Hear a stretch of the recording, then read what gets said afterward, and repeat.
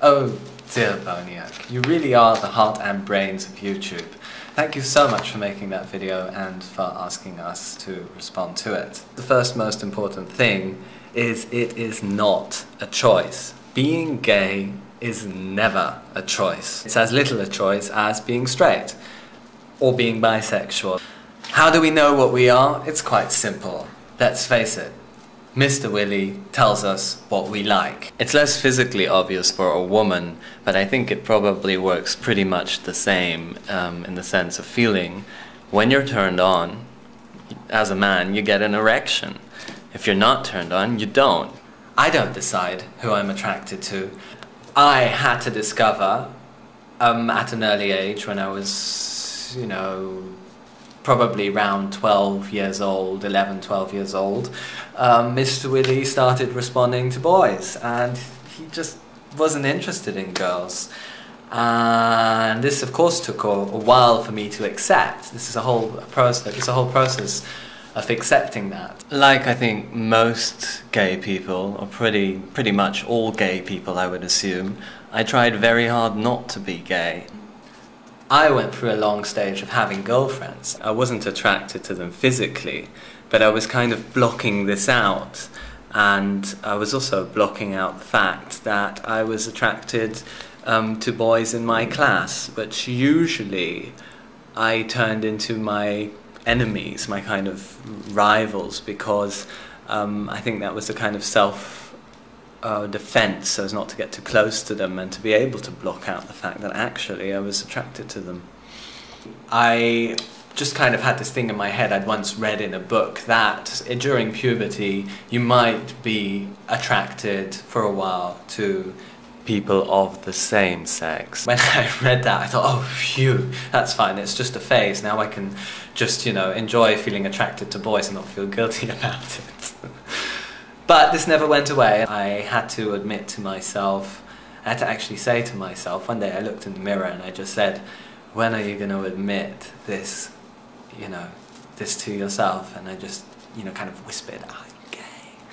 And then a little bit later, maybe the next day or a few days later, I don't know anymore, I went out in a field. We were living in a village back then with lots of fields all around, and I actually screamed in the day. First I whispered and then I said it a bit louder, and then I actually screamed, I'm gay! And then I hid in the field. But I needed to do that before I could talk to anyone about it. And then I told one friend, a girl, and she was very smart. She gave me fantastic advice. She actually said, I think the most important thing is to accept it yourself. If you can accept yourself and be happy with who you are, it will be much easier for other people, and other people are much more likely to do that too, and that's true.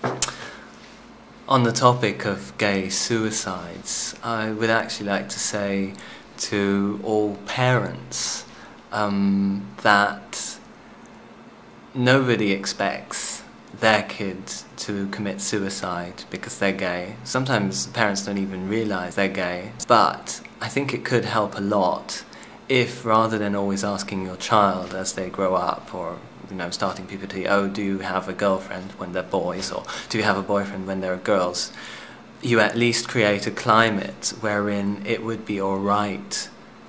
Let them know that you think it would be alright for them to have a boyfriend or a girlfriend. And I think it would be wonderful if people could just even ask them, oh, so do you fancy anyone, you fancy a girl, or do you fancy a boy, or, nothing wrong with that. I think actually that would save lives.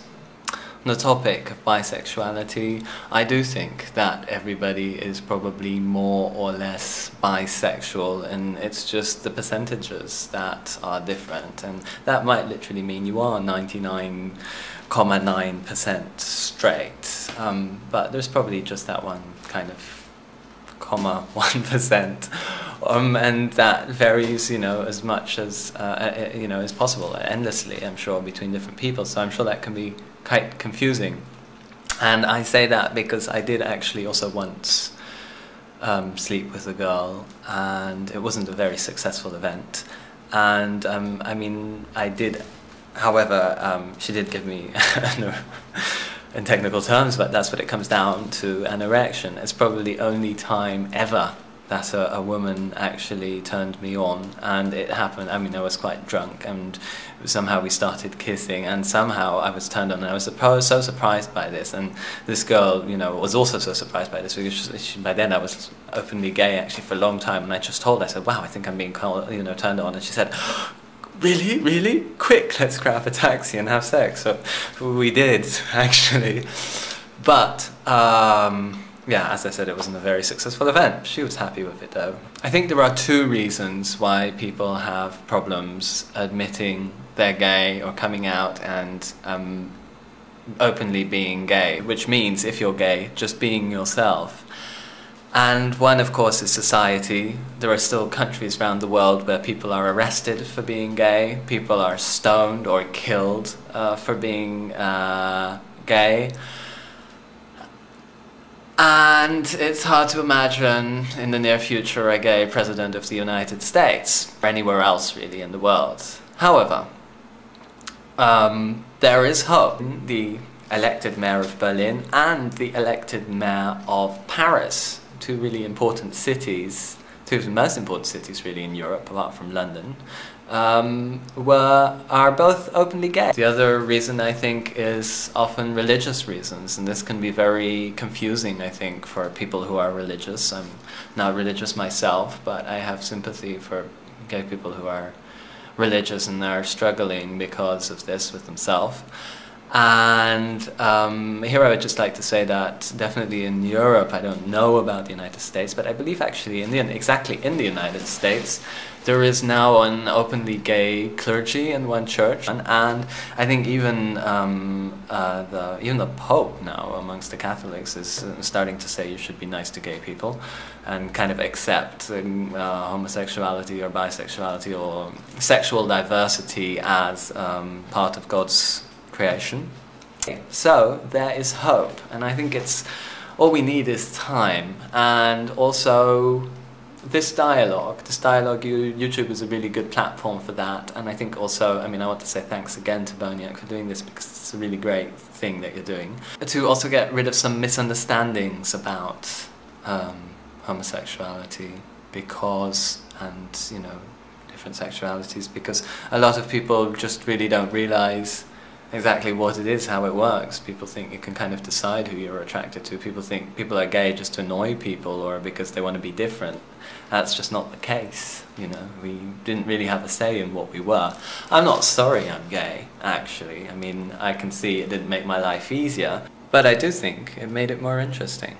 To anyone feeling isolated or alone, or who is, because of their sexuality and is, you know, doesn't know where to turn, talk to us. Together we're strong, and there are plenty of people, not just gay people, there are plenty of straight people. Most straight people, I think, actually don't hate gay people. Let love rule. Cheerio.